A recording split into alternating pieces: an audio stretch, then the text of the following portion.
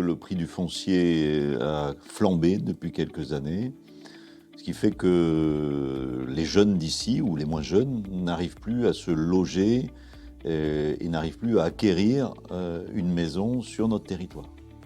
Et avec 2 salaires médians, il est aujourd'hui totalement impossible d'accéder à la propriété.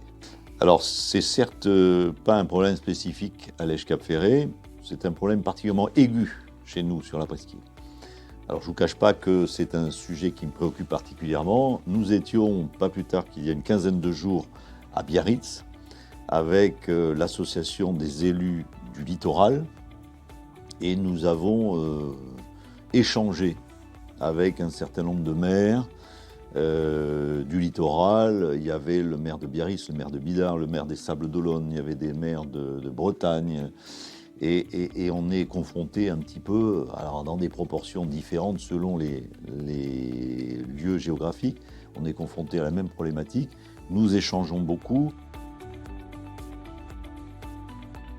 Nous avons souhaité proposer, au-delà des logements sociaux ou des logements à loyer modéré, une accession à la propriété qui permet de séparer le foncier du bâti. La commune reste propriétaire du foncier et par un bail emphytéotique propose aux intéressés de construire la maison de leur choix. Et par rapport au BRS, au bail réel solidaire, ça a l'avantage de laisser le choix au locataire de la nature de la construction qu'il veut, avec 2 caractéristiques.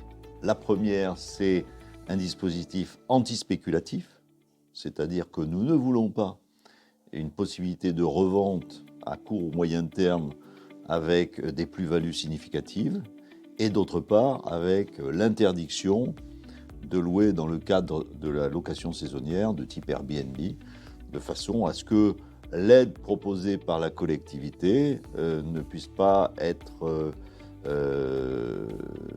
endommagé, je dirais, ou abîmé par des revenus conséquents d'une location saisonnière. Dans un premier temps, nous avons imaginé entre 15 et 20 lots sur la première opération, mais ce n'est que l'amorçage d'une pompe qui vise dans l'avenir, puisque la municipalité est en train d'acquérir un certain nombre de parcelles, qui vise à proposer tous les ans ou tous les 2 ans entre 10 et 20 parcelles, de façon à ce que bien, la totalité des demandes puissent être satisfaites. Bien sûr, ça prendra du temps, ce sont des montages innovants, ce sont des montages qui sont un petit peu compliqués à mettre en œuvre, mais nous souhaitons parvenir le plus vite possible à proposer ces dispositifs aux moins jeunes de la commune, de façon à ce qu'ils puissent enfin se loger ici. Bien évidemment, il y aura une commission d'attribution de ces terrains, et dans les critères d'attribution, il y aura le fait, en effet, ce sera la structure familiale. On privilégiera les familles avec enfants, des familles sans enfants, et les couples seront privilégiés par rapport aux célibataires. Et bien évidemment, ceux qui travaillent sur la commune seront privilégiés par rapport aux autres. L'idée, c'est de sédentariser toutes celles et ceux qui souhaitent faire souche sur la commune, de façon à leur permettre d'avoir des perspectives d'avenir sur le long terme. Il y a aujourd'hui un dispositif saisonnier qui est mis en œuvre au Cap-Ferré, au Sable d'Or, qui permet à une centaine de salariés saisonniers de pouvoir être hébergés. Alors bien sûr, ce n'est pas la solution idéale, mais c'est une solution transitoire en attendant l'adoption de notre futur PLU qui nous permettra de proposer aux saisonniers des solutions plus définitives et plus pérennes. Ça, c'est extrêmement important. Et puis nous avons également à mettre en œuvre un dispositif que je souhaite proposer aux entreprises, c'est-à-dire un partenariat public-privé. Et là, nous louerions les terrains aux entreprises sur une durée d'une trentaine d'années.